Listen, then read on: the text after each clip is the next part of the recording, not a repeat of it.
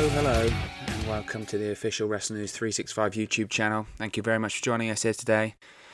This is your WWE Monday Night Raw review for the November 25, 2019 edition of WWE Monday Night Raw. This week, Raw emanated, of course, from Chicago, Illinois, in the Allstate Arena for the fourth consecutive night in this post-Survivor Series episode for yet another live 3 hours, yes, still 3 hours, episode on the USA Network. So let's get straight into it. Lots to talk about here today. Still no Dio Madden, apparently, on commentary. Apparently Brock Lesnar F5'd the guy out of existence, it would appear. I mean, how many weeks ago was he attacked by Brock Lesnar now? Like 4 weeks, maybe? 3-4 weeks? Either way, it would appear that Lesnar has F5'd Madden into obscurity. Now, there have been reports that Madden will come back eventually, but, you know, it's been a while. I mean, this guy's starting to lose his dignity at this point.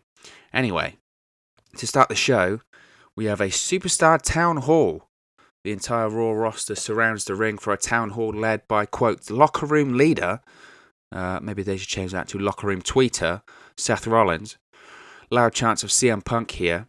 Seth Rollins says he tried to get him here, but he sat behind a desk in LA talking about change. He's too scared to come here and make himself.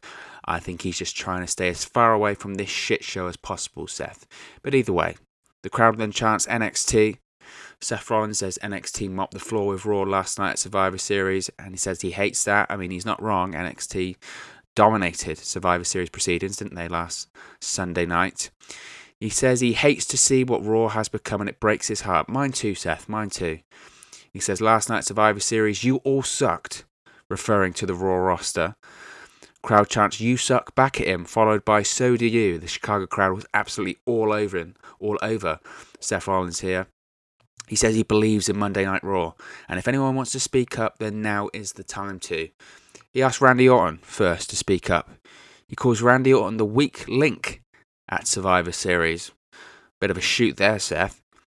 Instead of responding, Randy Orton walks off. Instead of saying anything, actually refers to Seth Rollins in hand signals as a wanker. The Americans listening might not know what that means, but Google it. But not safe for work. Seth says fine.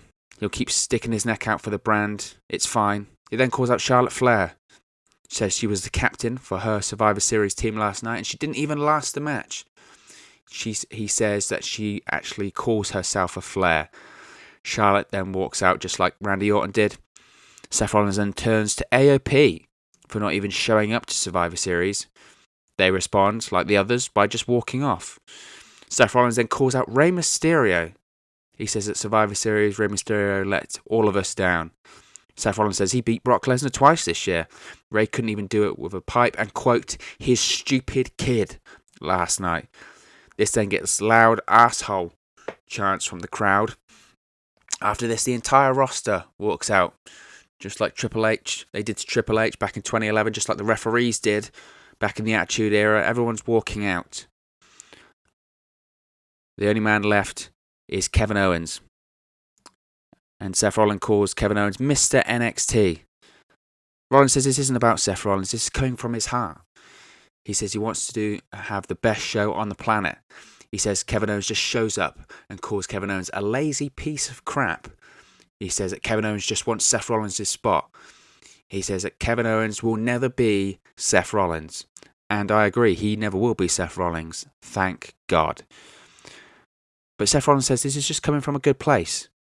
However, Kevin Owens doesn't say anything to respond. He just stuns Seth Rollins and leaves. Now, what a segment this is. A lot to break down here. Was this Seth Rollins finally turning heel? Because if so, that was absolutely tremendous. I mean, they finally caved in, haven't they? The tweet slayer wasn't getting over as a face. The crowd hates him. Social media hates him. It would appear the only person that actually likes him at the moment is his girlfriend, Becky Lynch. Jim Ross certainly doesn't like him at the moment. And why not embrace it? I mean, why not embrace the moany, whiny person that Seth Rollins has seemingly become in 2019 and just let him become the top heel in the company? This is Seth Rollins. This is truer to Seth Rollins than the white meat smiling babyface saying he's going to win at all costs and he guarantees victory. This is the version of Seth Rollins that is money, because it would appear that this is the closest to the real Seth Rollins in 2019 that you can get. I mean, surely he can't be he has to be a heel. He can't be a babyface because he just pulled a Brock Lesnar and attacked Rey Mysterio's family. I mean, not physically, obviously, but sure as hell verbally. He called Dominic Mysterio's stupid kid to Rey Mysterio. I mean, after the story they've been telling about Rey Mysterio and his family in the recent months, attacking Dominic verbally has to make him a heel, doesn't it? And with Kevin Owens over with every crowd as a babyface, Rollins as a top whiny heel, Kevin Owens as your top anti-establishment babyface, that's money right there. I mean, let's run with it. I'm realistically thinking about it. I was thinking about it after I saw the segment. What choice do they have? This isn't... The reaction to Rollins isn't a Chicago thing. This goes beyond all of his stupid tweets about CM Punk recently. This is in every city. Seth Rollins just gets booed out of the building. At least with Roman Reigns and Cena, they had this respectability about their character on and off screen. They had this sense of dignity. But in 2019, especially in recent months, Rollins just comes across forced or maybe naturally as this whiny, false heel. His promos are cringy, and yes, I know that's the writing, but tonight was the best and first believable promo he's done in months. Because you know that's truly something he would say or how he would say it. And you know why? Because he's been saying this whiny, complaining shit on social media all the time in 2019. So embrace it. Go with it. And Rollins could be more over than ever. I mean, it can't be worse than what we've seen on Raw previously. We then have Seth Rollins backstage with Charlie Caruso. He seems angry and frustrated. He challenges Kevin Owens to a match later on tonight, so that'll be your main event of the evening. We then go to a video package of earlier today, and we see Rusev being served with a temporary restraining order and being asked to leave the building. The guy who served him was wearing a Rey Mysterio t-shirt. Russo assumed him to be a fan, but apparently not. The less said about this, the better. It sucks, ladies and gentlemen. But there's still more to go. We then see Bobby Lashley come out for a match against Titus O'Neil. Lashley slams Titus, but then through the crowd comes Rusev himself, who attacks Lashley.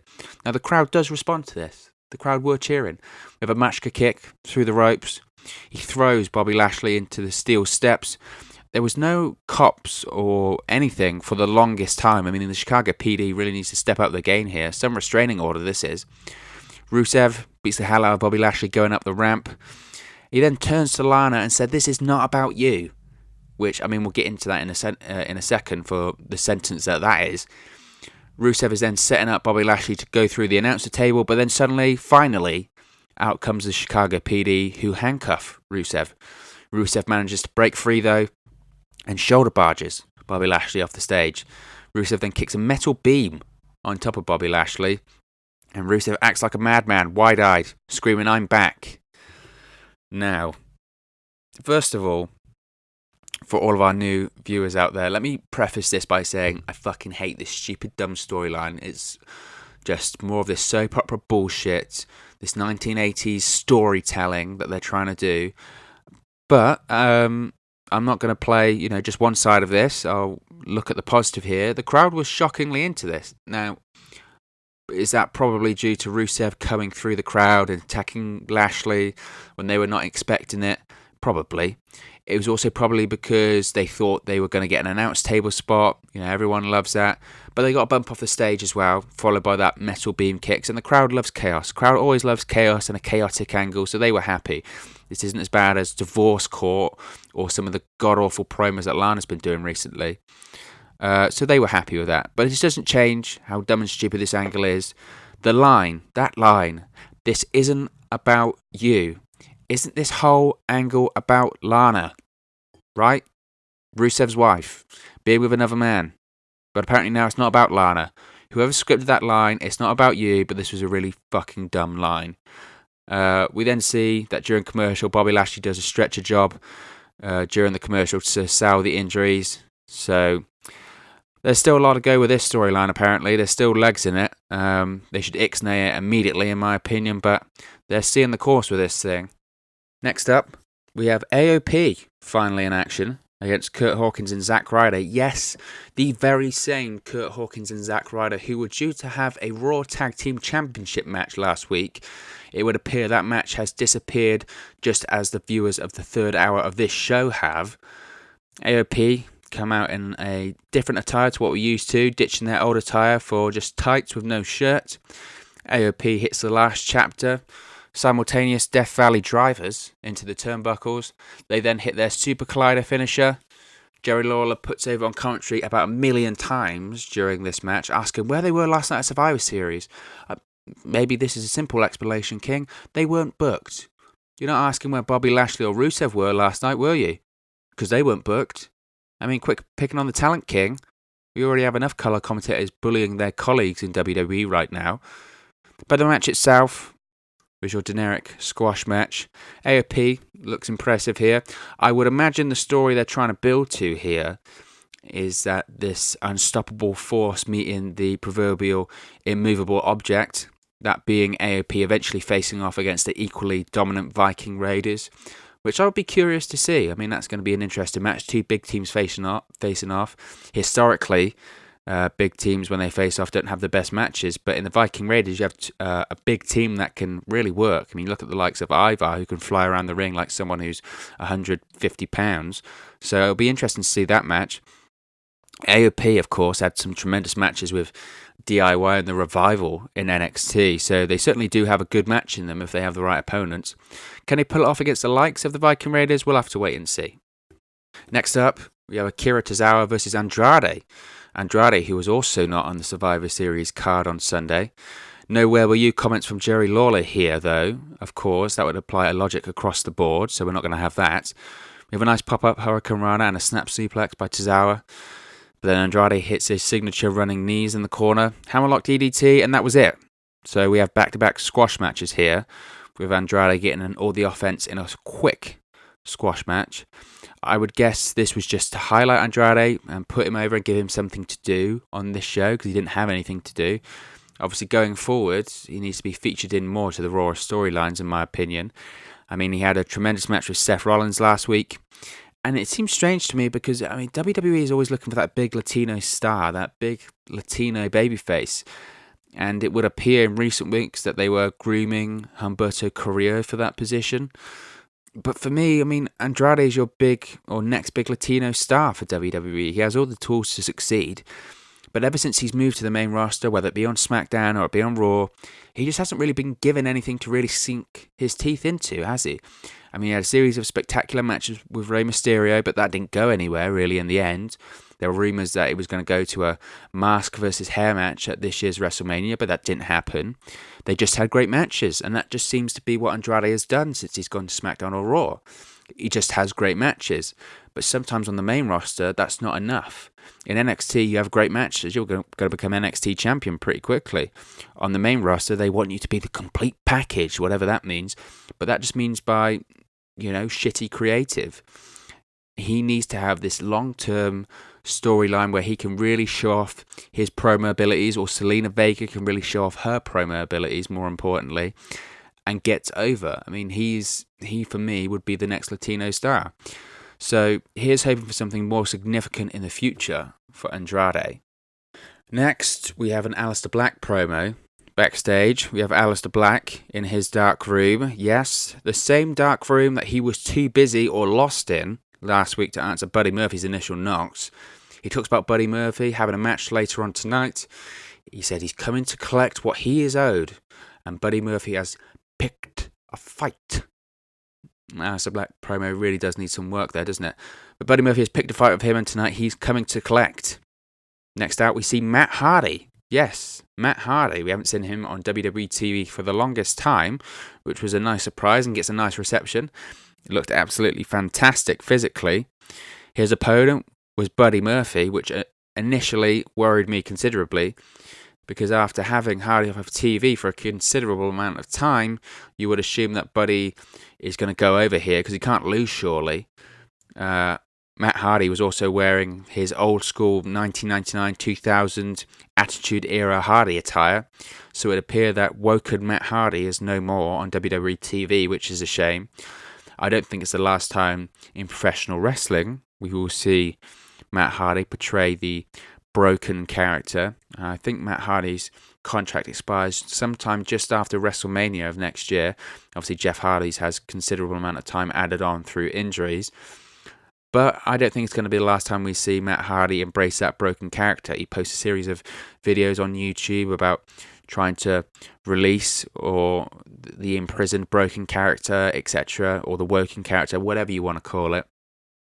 Matt Hardy has said several times that he doesn't think he's finished in the ring. WWE at earlier points this year and last year were grooming him for a producer role backstage.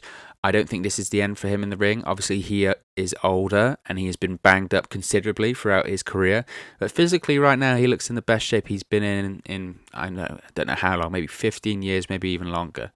So it isn't the end for Matt Hardy in the ring. It might be the final stretch of Matt Hardy wrestling in a WWE ring. I'm sure that AEW would love to see the broken character be brought to the AEW Dynamite stage, so I would look out for that one post-WrestleMania. Matt Hardy hits a side effect on Buddy Murphy. The crowd was obviously behind Hardy here. He goes for the twist of fate, but Buddy Murphy hits a series of nasty knee strikes, and that's the victory. Buddy Murphy would appear to have a bloody nose at this point, but it wasn't the longest match. The commentators play up Hardy being knocked out by Murphy's vicious knee strikes. And then post-match, Buddy Murphy grabs the microphone, calls out Aleister Black, says he's come to pick a fight with the Dark Destroyer, which brings out the Aleister Black, who runs to the ring after rising up out of his coffin, or whatever it is. You know what really bugs me about the Aleister Black entrance? It is still one of my favourite entrances. His theme music's great. The entrance itself is great. When he used to rise up in NXT, he just used to rise up, and that was cool. But of course, this is WWE. Once they get to the main roster, they have to tweak things, they have to change things, because they know best.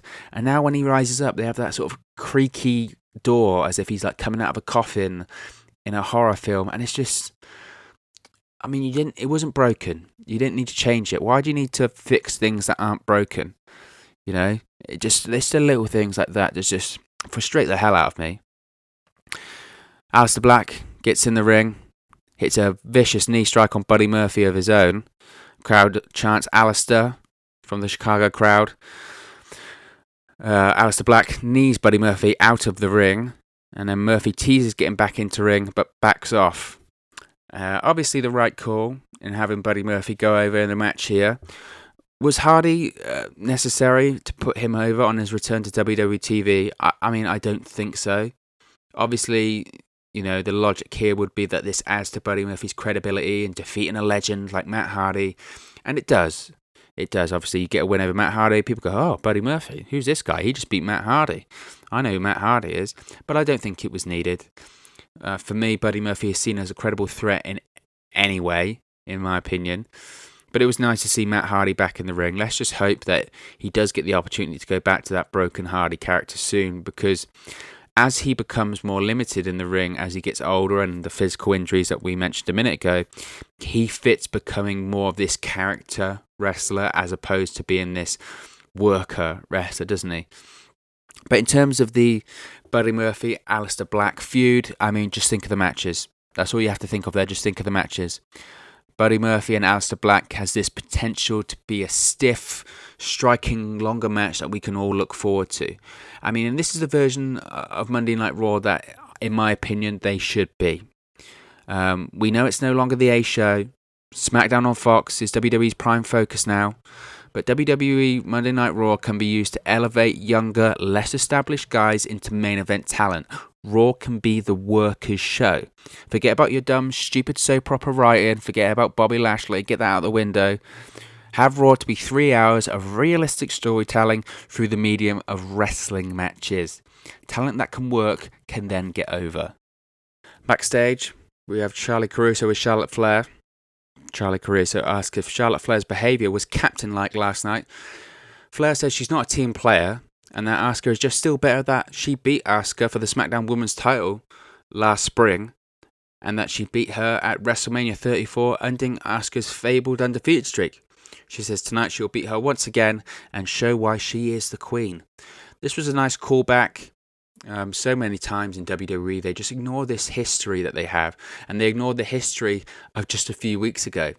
So to call it back to earlier this year and call it back to WrestleMania 34 is a logical and sensible story to tell, as for why Asuka still has an issue with Charlotte Flair. So I enjoyed this.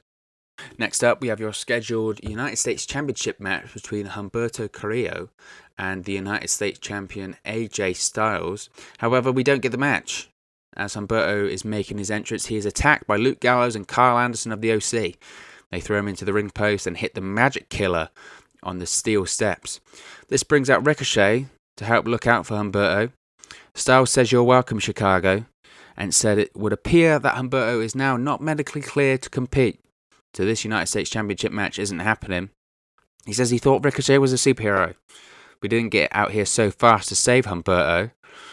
Ricochet then asks if this is what AJ Styles has become. The AJ Styles. Is this what you become? He challenges Styles to a US Championship match tonight. Some friends Ricochet goes to tend to his fallen friend and says, actually, I'll just have your title match there. Styles says no, though. He says he signed a match to face Humberto. So no thanks, Ricochet. This brings out Randy Orton. He says that Humberto might not be able to compete, but he can. He says Chicago wants to see AJ Styles get RKO'd through the canvas. Spoiler. I think we just might see that happen later on tonight. He says, how about Randy Orton versus AJ Styles for the United States Championship? AJ Styles says the last time that Orton and Styles faced off was at WrestleMania, and he beat Randy Orton in that shit show of a light show that was WrestleMania. He says he has nothing to prove, AJ Styles, to two guys he's already beaten. Nothing to prove. This brings out Drew McIntyre. McIntyre says he's never had a singles title shot. He said last night he pinned Walter. God, don't bring up that shit show that was there. The crowd will start chanting bullshit again. McIntyre then challenges AJ Styles to a US Championship match, joining in after Ricochet and Randy Orton. AJ Styles says, no, after Survivor Series, he's a little bit sore, so no thanks. But out comes Rey Mysterio. Guess what he does? He just walks away. No, of course he doesn't.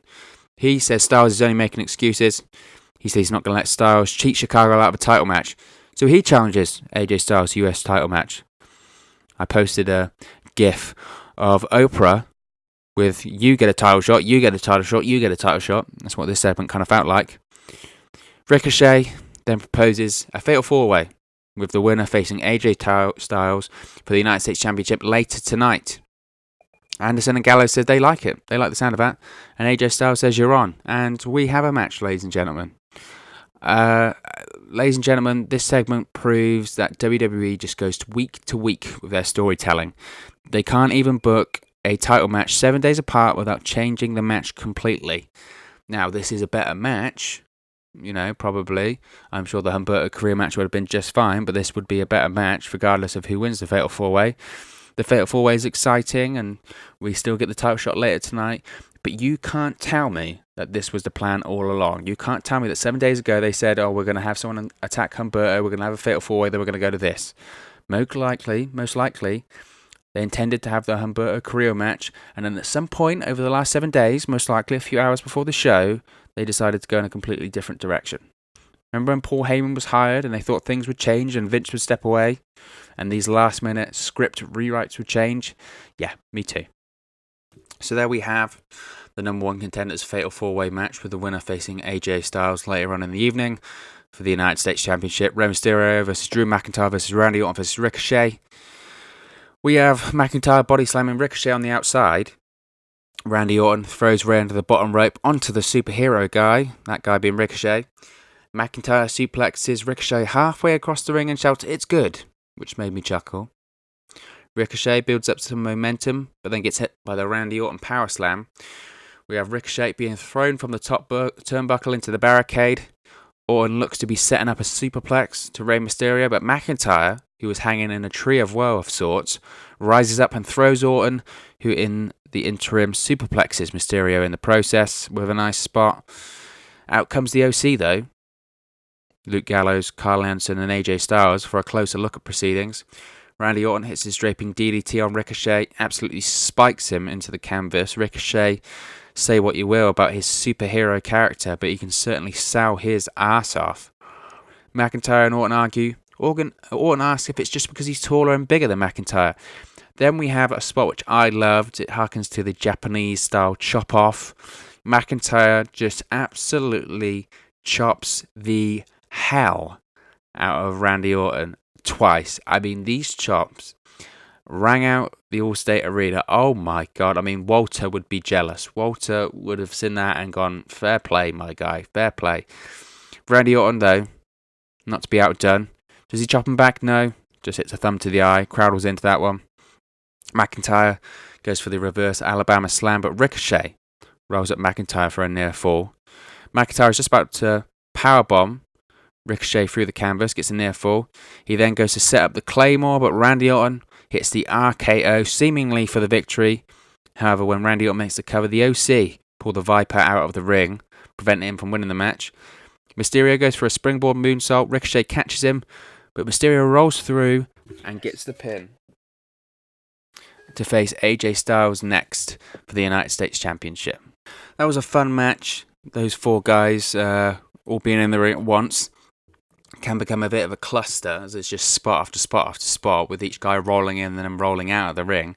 But the crowd was into that one, and realistically it was only going to be Ricochet or Rey winning that one, as they're the baby faces to face the heel champion in AJ Styles.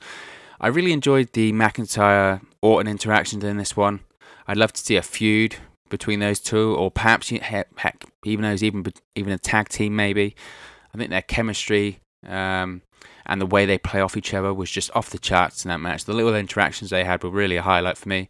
So perhaps they spin out of this match with that. Obviously, we would see later on that that's not what they're going with. But, you know, McIntyre versus Orton feud or partnership, I'd be all over that one. I mean, Randy Orton did have McIntyre beat with the RKO before the OC got involved. So not only does Orton have the claim that he was screwed out of the US Championship match, but he also has the claim that he had McIntyre beat.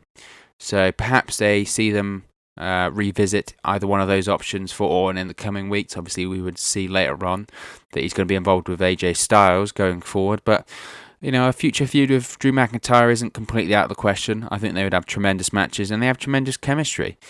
I mean, I just hope Drew McIntyre doesn't get lost. He had so much momentum earlier this year with the matches he had against... You remember last year, I mean, he made Kurt Angle tap to his own finish. This was, you know, Kurt Angle at the end of his career, but that was a finish of Raw. He had interactions this year with Roman Reigns, and he had those interactions with The Undertaker at Extreme Rules. But ever since he was injured, and he lost in that opening match of the King of the Ring against Ricochet on Raw, he just hasn't been given something really worthwhile to get involved in. I mean, hopefully they find the right creative soon, because he's just too much of a talent to be wasted and not doing anything substantial on Raw. But here we go. We have your US Championship match straight after Rey Mysterio won the Fatal 4-Way. It's AJ Styles, the United States Champion, against Rey Mysterio. The OC, Carl Anderson and Luke Gallows were at ringside for this one. It's all AJ Styles early on. They put over Mysterio, really getting his ass kicked last night by Brock Lesnar, and then having a number one contenders match, claiming it would be a real miracle if Rey could pull this one off. We have AJ talking a lot of trash to Mysterio here, a slow pace to start off the match. Mysterio sells a knee injury, but pushes AJ Styles' shoulder and head first into the turnbuckle and ring post. Mysterio has AJ Styles set up for the 619, but Carl Anderson grabs Rey Mysterio's foot, preventing him from hitting it. The ref sees this and throws Gallows and Anderson out of the match. So it's only AJ Styles and Rey Mysterio one-on-one. No interference from the OC at this point going forward, we would like to think. But we'll get onto that in a second. Styles continues to work over Rey Mysterio's knee. He hangs up Rey Mysterio in a tree of woe. Goes for a baseball slide, but Mysterio moves. Styles then goes balls first into the ring post. Mysterio hits his seated senton, followed by a bulldog for a 2 count. Styles hits a version of an Ushigoroshi for a 2 count. Mysterio then hits a Code Red for a close 2 count. Mysterio actually shouted out the Amazing Red on Twitter after the match with that spot, with a nice near fall there. Commentators here, Vic Joseph and Jerry the King Lawler, are really selling Mysterio possibly pulling off the miracle. Can he pull off the miracle here? Rey then hits Styles with a 619, but as he hits him with a 619, AJ Styles falls backwards into the referee. Apparently Rey has sledgehammers for feet, and the and the referee, weighs just about a feather. Rey covers Styles. The crowd counts to three as well, but out come the OC to attack Rey Mysterio. But Randy Orton comes out to make the save and even the odds. Rey hits a 619. Orton then hits an RKO on Styles as retaliation for the OC costing him the US Championship match. Mysterio pins Styles and we have a new United States Champion. Out comes Dominic Mysterio, who picks up Rey Mysterio on his shoulders to celebrate. And that was just... I would recommend to go back and watch that, because that was just an awesome TV match. Start off slow with a slow pace, working over the fact that Mysterio had the number one contenders match, the match the night previous with Brock Lesnar. But when they got to the finish, the crowd was going crazy. And I think initially when I saw the ref bump and the ref go down, it made me sort of go, oh God, here we go. Is this really needed? But I actually think the ref bump and the OC interference and Randy Orton getting involved in the RKO, I think actually benefited the match in adding to the emotional roller coaster element of it. Does this mean that Randy Orton and the OC and AJ Styles are going to be feuding once again in 2019 after their WrestleMania match? Didn't quite live up to expectations, did it? Again, it had the curse of going on second. We spoke in the Survivor Series review last night about Styles, Nakamura and Roderick Strong going on second and how much that can hurt a match because the crowd's coming down from the opener. Perhaps they get the chance to rectify that with this Randy Orton versus OC/AJ Styles feud. And obviously the match at WrestleMania was partially hampered by the WrestleMania lighting disaster. Maybe they're just assuming no one actually saw that match because they were blinded the whole time, so they can just redo the feud over again. But I think this was deserved for Rey Mysterio. I mentioned last night on the Survivor Series review that Rey's promos during the Brock Lesnar feud have been excellent. And this pays off the whole Dominic storyline with a happy ending.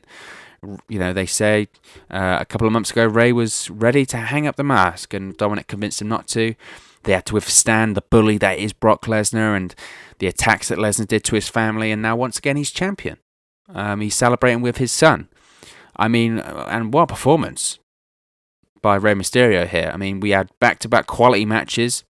Not just in the same night, but also in consecutive nights. The last three matches Rey Mysterio's had have been absolutely world class.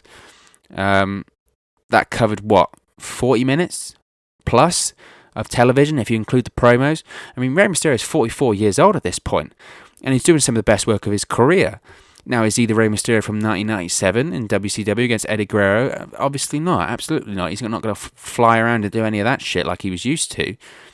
But in terms of promos, stories, the matches he's had on TV for the last few months, he's been absolutely tremendous. And one of the most compelling characters on WWE TV. Who he feuds with next, we'll have to wait and see. It would appear that Orton and Styles are going to be feuding. And maybe we have a Brock Lesnar versus Rey Mysterio winner take all. But we already have one part-time title in the WWE Championship at the moment. We don't need the US Championship going on hiatus too.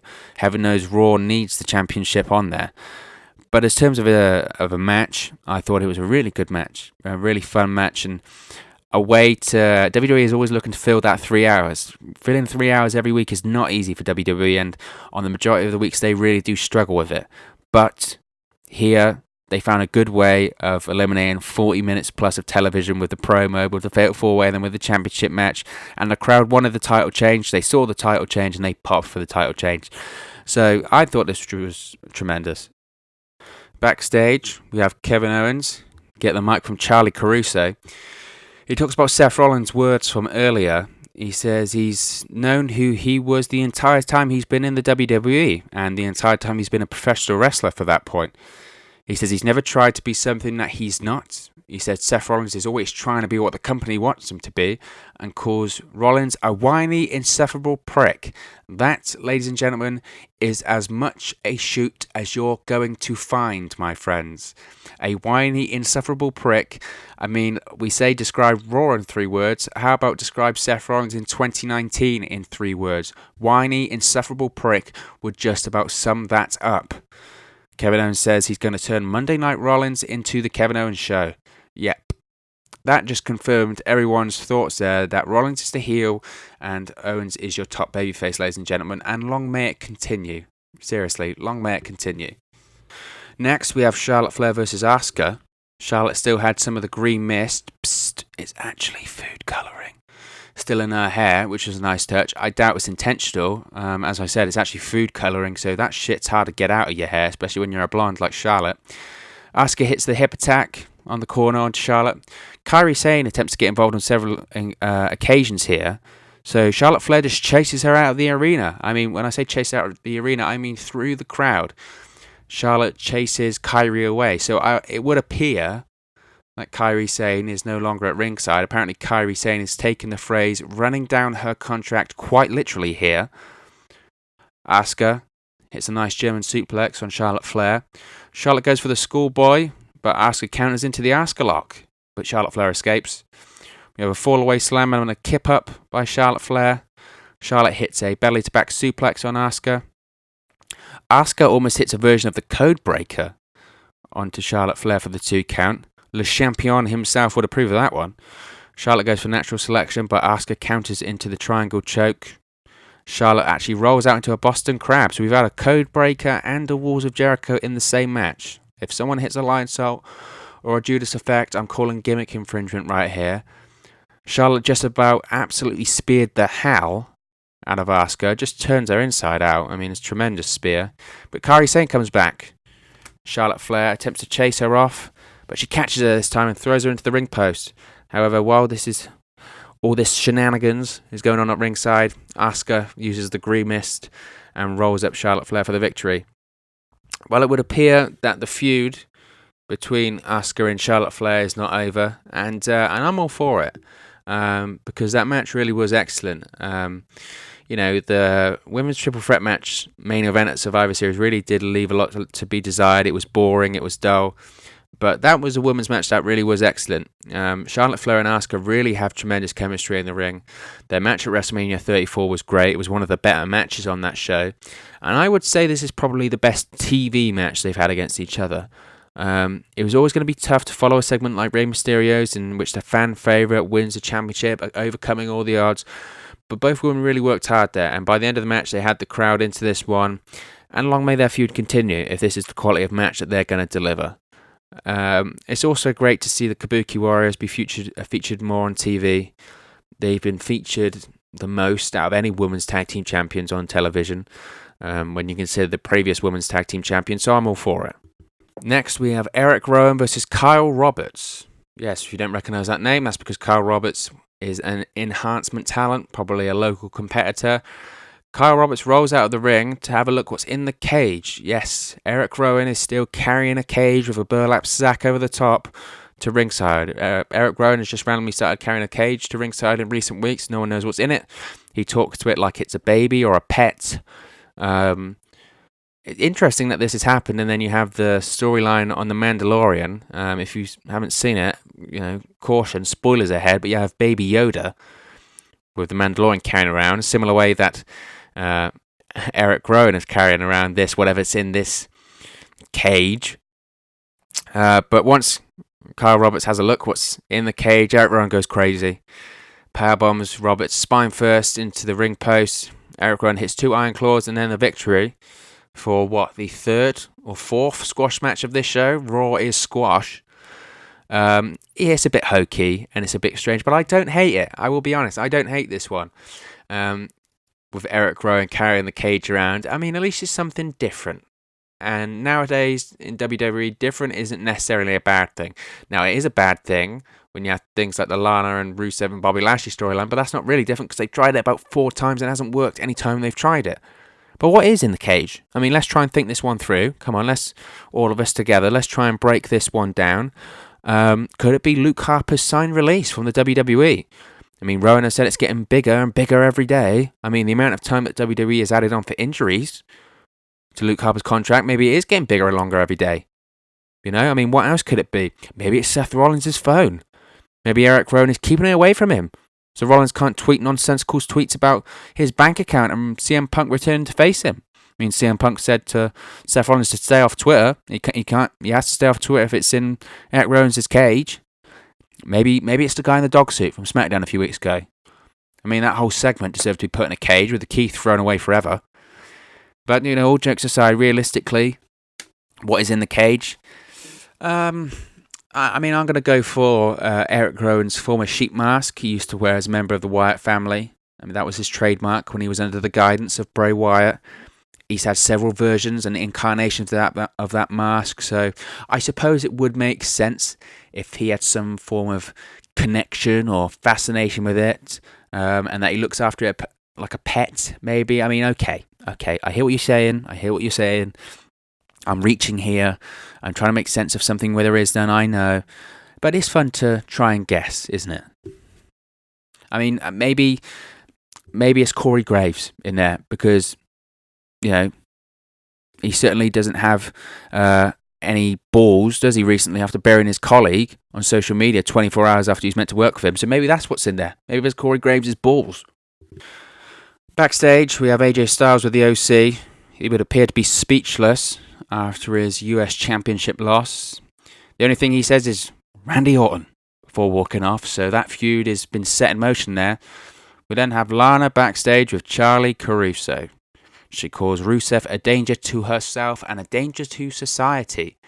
She said she had to get multiple restraining orders in multiple cities. Quit trying to explain the shitty logic in this shitty storyline, please.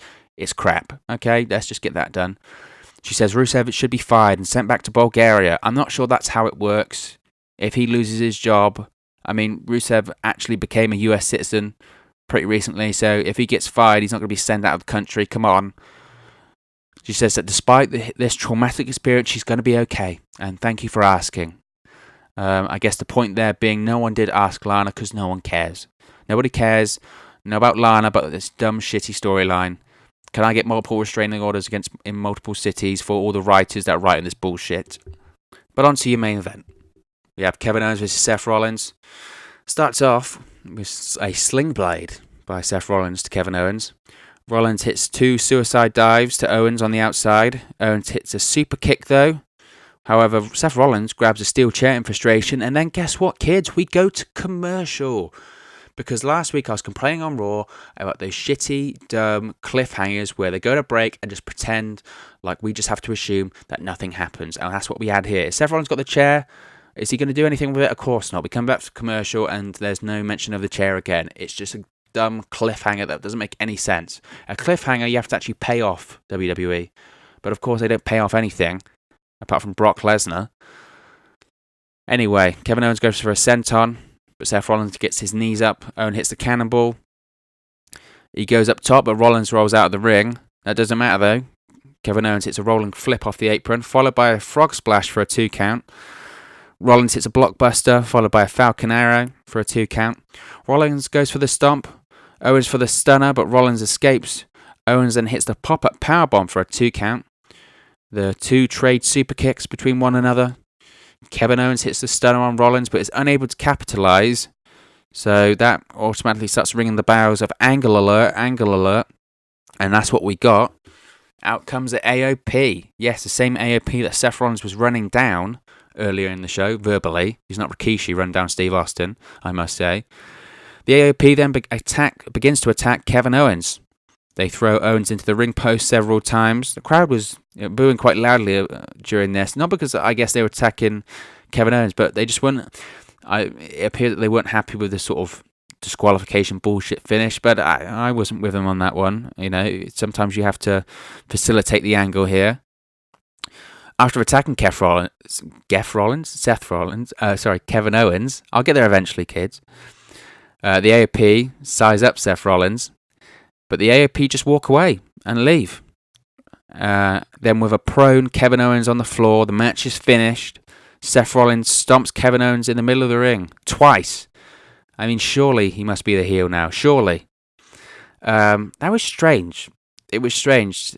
I was almost sure that once AOP, to be honest, as soon as AOP came out, but then once they started attacking Kevin Owens, that we were going to get a AOP stable with Seth Rollins as the leader there. But Rollins played off that he wasn't too aware or sure of the reasons for their actions there. Regardless, there's no way that Seth Rollins isn't a heel now. I mean, with the bitching and moaning and burying of the babyfaces to start the show, he's now attacked the top babyface in Kevin Owens after he was attacked with not 1 but 2 stomps after the match. So, I mean, Talk about being a heel there. But then, to be fair, Becky Lynch did attack Shayna Baszler after the bell last night on Survivor Series, so maybe she's a heel too. Maybe that's just logical WWE storytelling there. Anyway, it was refreshing to see AOP actually in person and not cutting these promos over and over again. So that's a welcome addition to the show. But it would appear that Seth Rollins is your heel and Kevin Owens is your babyface. If you think back to Survivor Series on Sunday, now they may have actually been planting the seeds here at Survivor Series. Kevin Owens did actually speculate if you could actually really trust Seth Rollins due to his history of deception and turning on people, considering Seth Rollins, of course, was the first person to turn on the Shield after all. So I wouldn't be so sure that Rollins isn't revealed to be the one who orchestrated AOP's attack on Kevin Owens here. And I think this is the best thing to happen in Seth Rollins in months. This is the most compelling his character has been for a long, long time. And to be honest, it's just about time that WWE went with the audience and changed things on a dime. I'm absolutely sure if you'd have asked WWE in August when Seth Rollins was main eventing and winning the Universal Championship at SummerSlam, defeating Brock Lesnar, I'm sure the long-term plans weren't originally to turn Seth Rollins heel. Obviously, he was slated to be the big white meat babyface of Raw for the long term, but the crowd just didn't want it and wasn't having it. Is this all his fault? Absolutely not. He's a victim of bad booking, bad writing, and being forced down the audience's throats, which doesn't work anymore in 2019. It might have worked in the 1980s, but times have changed. Okay, times have changed. But it's nice to actually have WWE listen and for once and actually change things up. I mean, Lord knows they need to, if they're going to stop the slide of Monday Night Raw's dying ratings.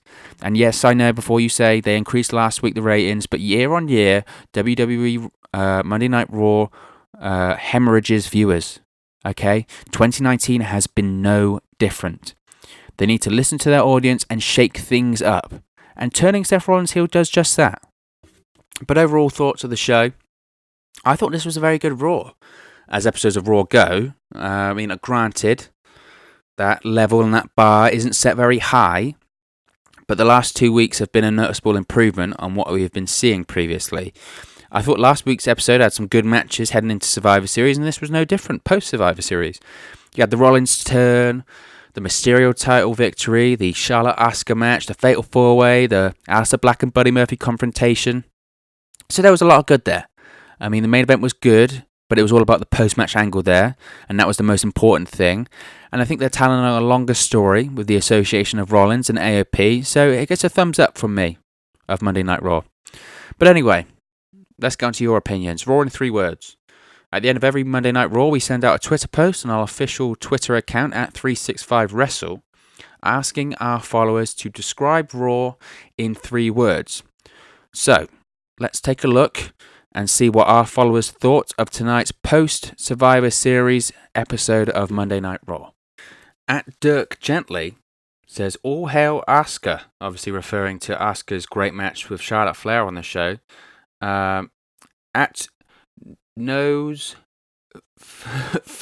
Furitude Spot, tough one, says bad. Now, this was interesting for me because I obviously really enjoyed the show, as you can tell. I thought it was good. I wouldn't say really enjoyed, but I thought it was good for a Raw. But this got about a 50-50 reaction on social media. Some people liked it, some people enjoyed it, and then some people just, I think, are so tired with Monday Night Raw that they can't get into it anymore, regardless of how good the show is or not. I mean, this is shown by Within the Switch, who just says rotten ass wrestling. He wasn't a fan of the show. Obviously, everyone is entitled to their opinion there. Like I said, I really enjoyed the show and I thought it was good for Monday Night Raw, but obviously some people not enjoying it. Let's take a look at our Instagram at WrestleNews365 on the screen right there. Go over and follow us. Subscribe to us on YouTube. MGK X Costa Rica says Seth Rollins heel, flame emoji. Yes, Seth Rollins 2 here. Turning heel, absolutely tremendous. I think it's about time that Seth Rollins turned heel. At Bix502 says it was great. He agrees with me, thinks it was a tremendous show. Patrick 1969S says War on Raw. I'm not too sure what he's referring to there, but okay, we'll go with that one. And then finally, Tyson Lee, She-Line23, just says, Z. You can get the impression he was not happy. He felt that Raw was tiring. Like I said, it's at 3 hours, regardless of the quality of the show. Sometimes it's too much, regardless of how good the quality of the actual content is. 3 hours is a lot to keep your attention for, isn't it? But what did you think of the show? Let us know your thoughts on tonight's episode in the comments section below. And don't forget to like and subscribe to our YouTube channel. Once we get to that magic number of 1,000 subscribers, we'll be able to do live reviews of every show and really get you, our great followers, more involved in our reviews. Don't forget, you can follow WrestleNews 365 on all of our social media platforms on the screen right now. Twitter, that's at 365Wrestle. Facebook, at WrestleNews 365. Instagram, at WrestleNews 365. And Storyfire, you guessed it, at WrestleNews 365. We will be uploading exclusive content to our Storyfire channel every Saturday and Sunday starting this week. So be sure to subscribe over there to not miss any of the action you will not be able to find anywhere else. You can also visit our website, WrestleNews365.com, for all the very latest news, reviews, exclusive series, and much more. You can also support WrestleNews 365 by purchasing our merchandise. Visit WN365.com, that's WN365.com, for all of our merch and apparel. If you do purchase an item, be sure to post it on social media so we can share it with all of our followers. We really do appreciate all your support there. Thank you very much for watching, listening, streaming, or however you've come across this video today. We really appreciate it, and we'll speak with you again very soon.